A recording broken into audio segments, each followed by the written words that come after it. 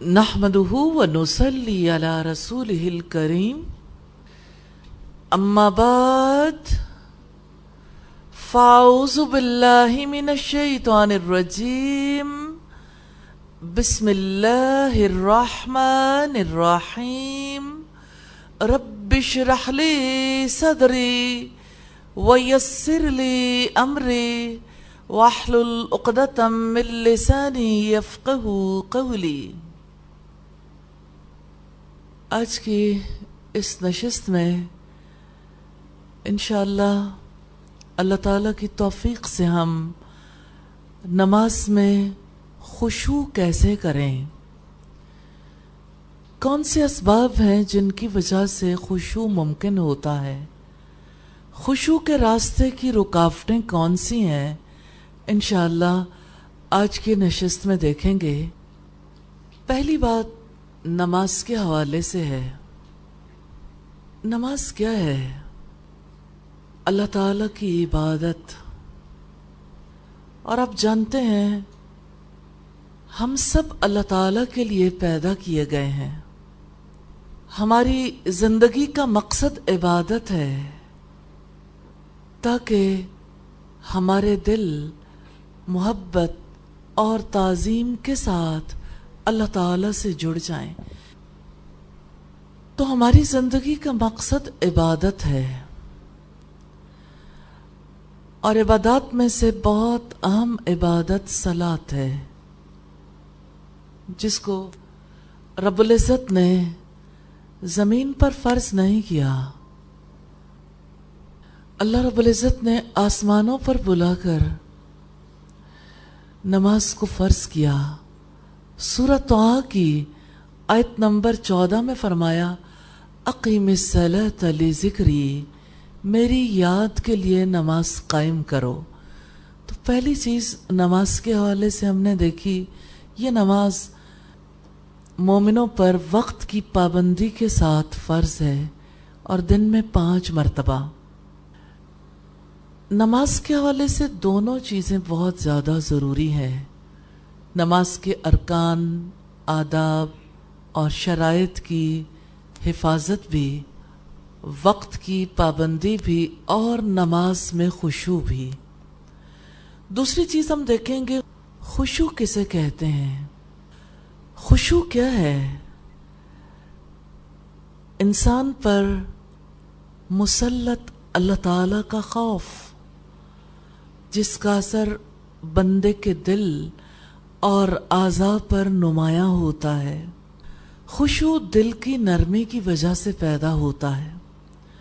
جب انسان کا بدن جھک جائے، جب اس کی آواز پست ہو جائے، جب آنکھیں جھک جائیں، یعنی سجدے کی جگہ پر مرکوز رہیں۔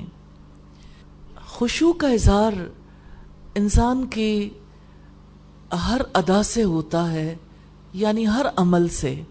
یہ عمل دل کا بھی ہے، یہ عمل زبان کا بھی ہے، یہ عمل اعضاء کا بھی ہے۔ رب العزت کے سامنے اپنی بے بسی کا اظہار خشوع ہے، اپنی عاجزی کا اظہار خشوع ہے، اپنے مولا کے سامنے اپنی بے کسی کا اظہار خشوع ہے، اپنے پیدا کرنے والے کے سامنے انکساری کا اظہار خشوع ہے۔ خشوع کو اگر ہم دیکھنا چاہیں تو خشوع کا اظہار کیسے ہوتا ہے؟ ارکان میں اعتدال سے، اطمینان اور سکون، 3 چیزیں میں نے آپ کے سامنے رکھی، اعتدال، سکون اور اطمینان۔ تینوں چیزوں کا مجموعہ خشوع کی صورت میں سامنے آتا ہے۔ اللہ رب العزت کی عظمت، اس کے جلال کے سامنے انسان مروب ہو جائے تو یہ خشوع ہے۔ رب العزت کا فرمان ہے قد افلح المؤمنون الذین هم فی صلاتهم خاشعون، یقیناً کامیاب ہو گئے ایمان لانے والے، وہ جو اپنی نمازوں میں خشوع کرتے ہیں۔ کامیابی کے لیے، دو جہان کی کامیابی کے لیے خشوع ناگزیر ہے، ضروری ہے۔ خشوع ہماری ضرورت ہے۔ اصل میں اگر آپ دیکھیے تو بندہ زندگی میں جتنی محنت کرتا ہے اپنے رب کے راستے پہ چلنے کے لیے، یہ ساری محنت خشوع کی صورت میں سامنے آتی ہے۔ حافظ ابن قیم کہتے ہیں اپنی کتاب مدارج السالکین میں، والیوم 1 پیج 520 ہے، خشوع نام ہے سکون، اطمینان، وقار اور تواضع کے ساتھ نماز کی ادائیگی کا۔ کتنی سادگی کے ساتھ پوری حقیقت واضح کر دی ہے۔ جبکہ خشوع کا سبب اللہ تعالیٰ کا خوف اور اس کی نگرانی کا خطرہ ہو۔ ایک بار پھر میں یہی بات آپ کے سامنے رکھنا چاہتی ہوں۔ خشوع نام ہے سکون، اطمینان، وقار اور تواضع کے ساتھ نماز کی ادائیگی کا، جبکہ خشوع کا سبب اللہ کا خوف اور اس کی نگرانی کا خطرہ ہو۔ یہ مدارج السالکین کی روایت ہے۔ شیخ صالح المنجد اپنی کتاب نماز میں خشوع کیوں اور کیسے، یعنی یہ جو اردو ترجمہ اس کا پرنٹ ہوا، اس میں ہم دیکھتے ہیں کہ شیخ صالح نے کہا اگرچہ خشوع کی اصل جگہ دل ہے، خشوع کا اصل مقام قلب ہے، لیکن اس کے اثرات انسان کے اعضاء اور جوارح پر ظاہر ہوتے ہیں، کیونکہ جسمانی اعضاء دل کے تابع ہوتے ہیں۔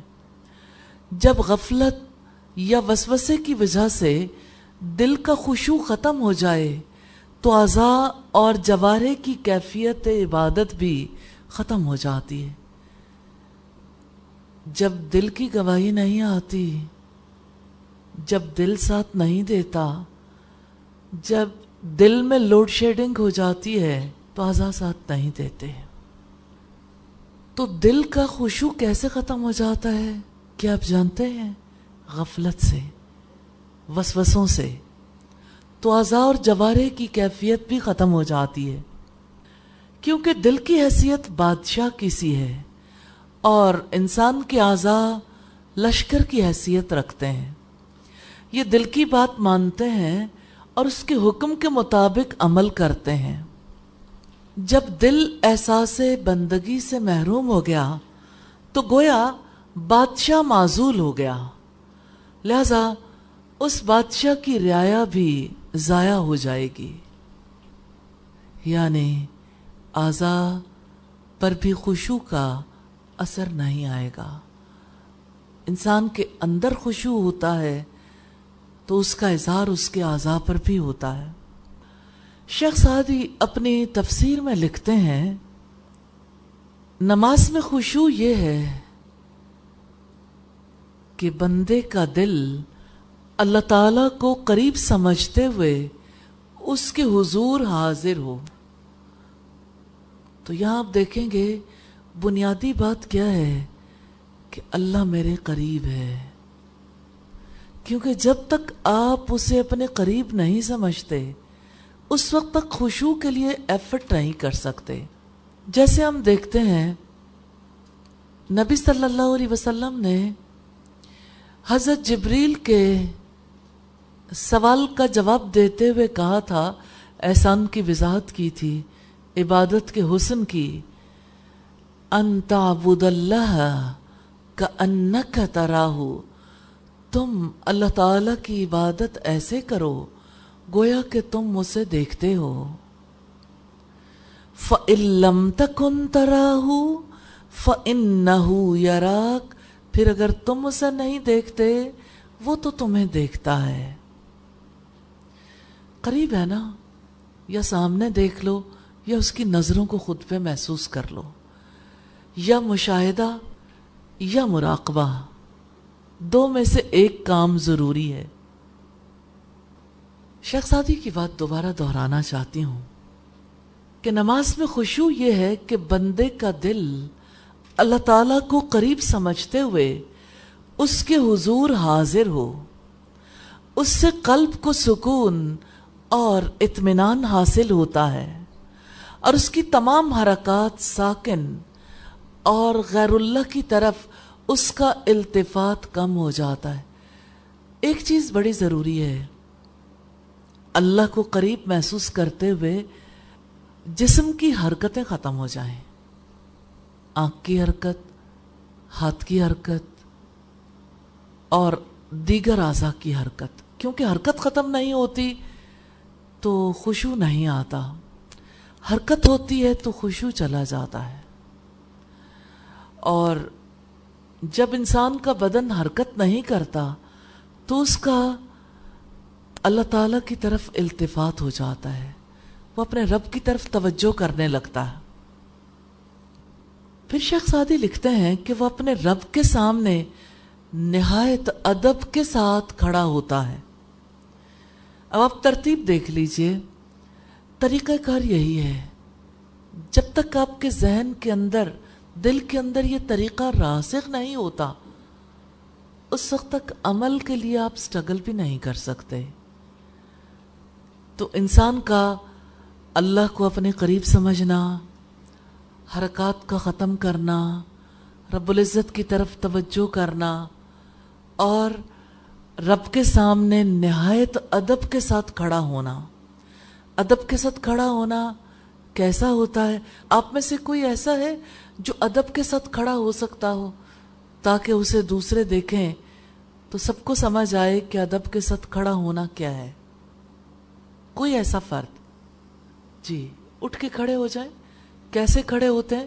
یعنی کہیں بھی آپ جب ادب کے ساتھ کھڑے ہوتے ہیں تو اس سے کیا مراد ہوتی ہے؟ جی، آپ یوں کھڑے ہو جائیں نا، یوں ہاتھ ایسے سائیڈ پہ کھڑا کر کے نا، ایسے آگے ایسے سائیڈ پہ لگائیں نا، سائیڈ پہ۔ نہیں، نماز میں کیسے کھڑے ہوتے ہیں؟ ہاتھ کہاں ہوتے ہیں؟ جب قیام کرتے ہیں۔ جی، اور اس میں نظر سجدے کی جگہ پر۔ دو چیزیں بہت ضروری ہیں نظر کے لیے، نظر سجدے کی جگہ پر ہو، اور جب آپ اتحیات پر بیٹھیں اور آپ شہادت والی انگلی کو ہلائیں تو رسول اللہ صلی اللہ علیہ وسلم کی طرح اپنی نظر شہادت کی انگلی پر جما دیں۔ یہ دو چیزیں خشوع میں انتہائی معاون اور مددگار ہیں، یعنی ظاہری چیزوں میں سے، کیونکہ آپ کی شہادت کی انگلی آپ کے خیالات کا رخ اللہ تعالیٰ کی طرف موڑتی ہے، اور سجدے کی جگہ پر نظر جمانے کی وجہ سے آپ کو اپنی ہستی کا احساس رہتا ہے، آپ کو یاد رہتا ہے اپنی بے بسی کا احساس، اپنی انکساری، اپنی عاجزی۔ نیچے کی طرف دیکھنا دراصل انکساری کا ثبوت ہے نا۔ ادب کے بعد اگلی بات آتی ہے کہ اپنی نماز میں اول سے لے کر آخر تک جو کچھ بندہ کرتا ہے اور کہتا ہے دل کی پوری حاضری کے ساتھ کہے، یعنی دل حاضر ہو، یوں ہی عادتاً نہ کہے۔ اسی طرح اس کے دل کے وسوسے اور غلط افکار زائل ہو جاتے ہیں۔ اب آپ دیکھیں، آپ توجہ مبذول کرنا سیکھ رہے ہیں نا، اللہ تعالیٰ کی طرف توجہ کیسے جائے گی؟ دل کی حاضری کے ساتھ زبان سے کہیں۔ نمبر 2، جب آپ دل کی حاضری کے ساتھ اپنی نظر کو کنٹرول کریں گے، سجدے کی جگہ پر رکھیں گے اور اپنے آپ کو رب کے قریب محسوس کریں گے تو وسوسے زائل ہونا شروع ہو جائیں گے، کیونکہ اب دل حاضر ہو گیا۔ یہی نماز کی روح ہے اور یہی مقصود ہے، یہی وہ مقصد ہے جو بندے کے لیے لکھ دیا گیا۔ تو وہ نماز جو خشوع و خضوع سے اور حضور قلب سے خالی ہو، اس پر اگرچہ ثواب ملتا ہے مگر صرف اتنا جتنا قلب سمجھ کر ادا کرتا ہے۔ یہ روایت تفسیر سعدی کی ہے۔ ایک ایک چیز اچھے طریقے سے دل میں بٹھا لیں، مائنڈ میپ بنائیں، ہر روز ریوائز کریں۔ ایک دوسرے کو سنائیں کیا چیز خشوع کی ضرورت ہے۔ شیخ سعدی نے کیا کہا، شیخ صالح المنجد نے کیا کہا، حافظ ابن قیم نے کیا کہا، ایک ایک چیز کو، یہی چیزیں جب دل کے اندر راسخ ہو جائیں گی تو اعضاء میں ظاہر ہونی شروع ہو جائیں گی انشاءاللہ۔ سلف صالحین میں سے کسی کا قول ہے نماز کی مثال لونڈی یا باندی کی ہے جو شہنشاہوں کے شہنشاہ کی خدمت میں پیش کی جاتی ہے۔ آپ کو یاد ہوگا حضرت سارہ کو حضرت ہاجرہ مصر کے بادشاہ نے پیش کی تھی، لونڈی ان کی خدمت میں پیش کی تھی، اور حضرت سارہ نے حضرت ابراہیم علیہ السلام کو۔ اب آپ دیکھیے کہ کسی بادشاہ کو لونڈی تحفے میں دی جاتی ہے تو سلف صالحین میں سے کسی نے لکھا کہ جو شہنشاہوں کے شہنشاہ کی خدمت میں پیش کی جاتی ہے، تمہارا اس آدمی کے بارے میں کیا خیال ہے جو فالج کی ماری یا آنکھ سے معذور یا بالکل اندھی یا ہاتھ پاؤں کٹی یا مریضہ یا بد شکل یا مردہ لونڈی شہنشاہ عالم کے حضور پیش کرے۔ یعنی آپ سوچو کہ نماز کی حیثیت باندی کی ہے، اگر کوئی ایسی باندی جہانوں کے بادشاہ کے حضور پیش کرتا ہے جو لنگڑی ہے، اندھی ہے، بد شکل ہے، جو فالج کی ماری ہے، جس کی آنکھ نہیں ہے، یا جس کا ہاتھ کٹا ہوا ہے، یا جو مریض ہے، تو آپ یہ بتائیے کہ بادشاہ کے حضور ایسی لونڈی پیش کرنے کا کیا فائدہ؟ تو کسی ایسی لونڈی کی مانند نماز کا کیا فائدہ جس سے تقرب الہی کی خاطر ایک بندہ اللہ کے حضور پیش کرے۔ اللہ کی ذات اقدس تو طیب ہے اور وہ صرف طیب چیز ہی قبول کرتا ہے، اور یہ کوئی طیب کام نہیں ہے کہ نماز تو ہو لیکن اس میں روح نہ ہو۔ اسی لیے مردہ غلام کو آزاد کرنے کو صحیح معنوں میں کسی کو آزاد کرنا نہیں کہا جا سکتا۔ مدارج السالکین کی روایت ہے، والیوم 1 ہے، پیج 526۔ امیجن کر کے دیکھیں، یہ مثال بڑی خوبصورت ہے، آپ کو بہت ہیلپ کرے گی ایوری ٹائم۔ آپ کو یاد آئے گا نماز اندھی ہے، لنگڑی ہے، ہاتھ کٹا ہوا ہے، فالج زدہ ہے، کیسی ہے؟ تو اوپر اللہ ہے اور نیچے آپ۔ فیصلہ تو انسان کر سکتا ہے اس چیز کے بارے میں جسے جہانوں کے بادشاہ کے حضور پیش کر رہا ہے۔ یا اللہ ہم پر رحم فرما دے، ہماری خطائیں جو نماز کے بارے میں ہم سے ہوئیں الہی تو انہیں معاف کر دے، اور الہی ہمیں نمازوں میں خشوع کے لیے کوشش کرنے کی توفیق عطا فرما دے، اور الہی ہمیں خشوع کرنے کی توفیق عطا فرما دے۔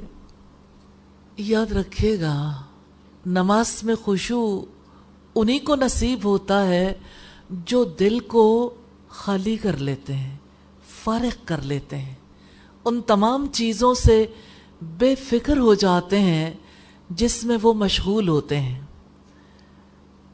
دیکھیے پہلی بات ہے دل کا خالی کرنا اور فکروں سے خود کو آزاد کرنا۔ اللہ سے مدد مانگیے، جہانوں کا بادشاہ توفیق دے گا انشاءاللہ، لیکن ہر بار نیت اور ارادے کے ساتھ مدد مانگنے کی ضرورت ہے۔ تیسری چیز ہے نماز کو دیگر تمام چیزوں پر ترجیح دینا۔ جب آپ یہ 3 کام کریں گے، دل کو فارغ کریں گے، فکر کو آزاد کریں گے اور نماز کو تمام چیزوں پر ترجیح دیں گے، اس وقت نماز باعث سکون بنے گی، اطمینان اور دل کی ٹھنڈک اور آنکھوں کی راحت کا سامان بنے گی۔ جیسا کہ نبی صلی اللہ علیہ وسلم نے فرمایا، جُعِلَتْ क़ुर्रतु ऐनी फ़िस्सलाह।